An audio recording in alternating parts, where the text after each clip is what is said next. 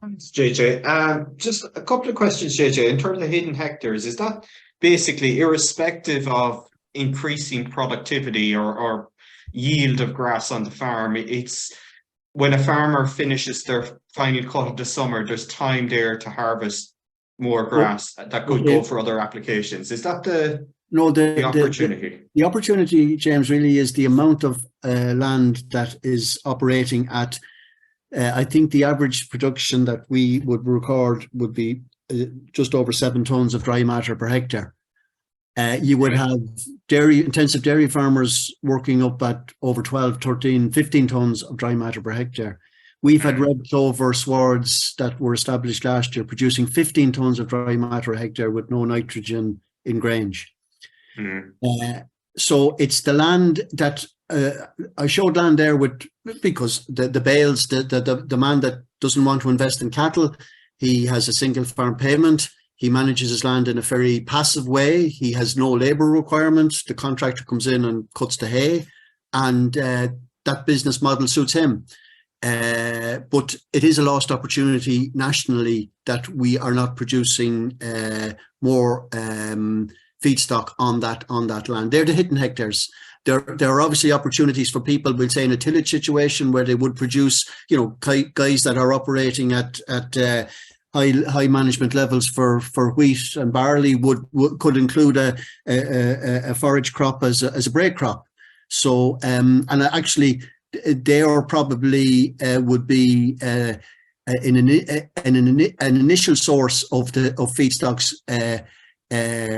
Okay, I know corn prices were depressed up until this year.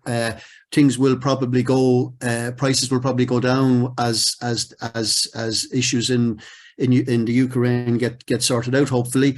And if the trend is down for prices, there could be opportunities to produce feedstocks for AD. But Pádraig Kiley's work, would show that we have the ability to grow more grass. And grass can be turned into it can be used as a feedstock to produce biogas. Has there been much work, JJ, looking at the integration of multi-species swards and clover, and how would that compare to just perennial ryegrass? Okay, we probably became lax in the way we managed our land. When nitrogen fertilizer was cheap, perennial ryegrass and applying nitrogen fertilizer was a very easy crop to manage, and it was a crop that lasted. It just became what the intensive farmers did. The organic farmers stayed with red clover because they couldn't buy nitrogen. Teagasc would have worked with red clover at both plot scale and at semi-commercial scale. And okay, it's a crop that with silage cutting, probably 4-6 years, you would be having to either stitch in more red clover, to get the best use. And there is a cost with that. There is a cost with re-establishing. But if you're thinking of land that's dedicated to feedstock production, 3 to 4 cuts of silage a year, a 5-year turnaround time, you're writing down your establishment costs over a lot of individual harvests. So and the experience, I said, the organic farming people, they've continued to use red clover. So there is expertise out there in Solohead. The dairy herd in Solohead has been using white and red clover for years. And there is a lot of information available. But Just wondering though, how would that impact on biogas production? Would that impact yield? Is that something you've looked at yet? Okay, the main benefit is the fact that you're not using nitrogen, so it allows you to conform easily to the RED II Renewable Energy Directive, and the yield, as I said, the Grange commercial yields 15 tons of dry matter a hectare. you know, on a multiple cut silage system. So, you know, the yields are definitely, you know, up there where, you know, as best in class.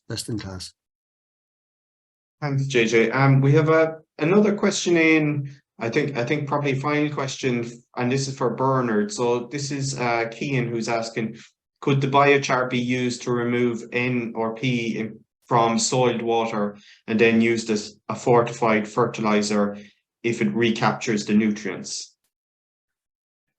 Yeah, Any it could be thoughts on used. that, Bernard?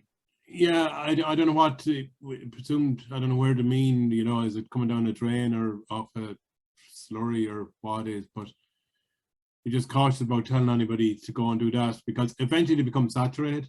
So you'd have to be applying it. You know, it's not just going to continuously absorb nitrogen or phosphorus. Phosphorus is a bit tricky. It's more likely nitrogen and phosphorus, because I think you would have to basically amend the sort of biochar to take up phosphorus and take up a certain amount, but not as readily as I think it's iron you would have to add to it. Anybody that be doing that would be, for phosphorus, would be doing something like that to the biochar. So that would be a possibility, but you know, but in case it wouldn't be a case of throw it into whatever it might be, let's say a land drain, and say, oh, I'll collect the phosphorus and just leave it there. It just won't continuously do. It's going to become saturated, so you'd have to take it out. And I know there's one project sort of looking at that, but it's only a first or second year a PhD level, to see how that might work in a sustainable manner that, you know, you could rely on. Because you have to remember, you have to be able to stand over these things. It's okay for the casual person to do it, but once you try to roll it out, that's a different story. Okay, well, I think it's interesting the fact that yourself, in terms of looking at circular economy and use of on-farm materials and residues on the farm, and then JJ looking back in time as well, looking at things we used to do, that things are actually we're having to go back to go forward as we develop in the bioeconomy, which I think is very interesting. And the problems across Europe, you know, are the same as here. And when I was over Europe last week, and the exact same issues where it was met people from all over Europe. Not to, but we might be moaning about here in Ireland, are the same problems everywhere in Europe. But yeah, the historical thing, I'm always fascinated. I love going to old books to see the cure, you know, what was done years ago.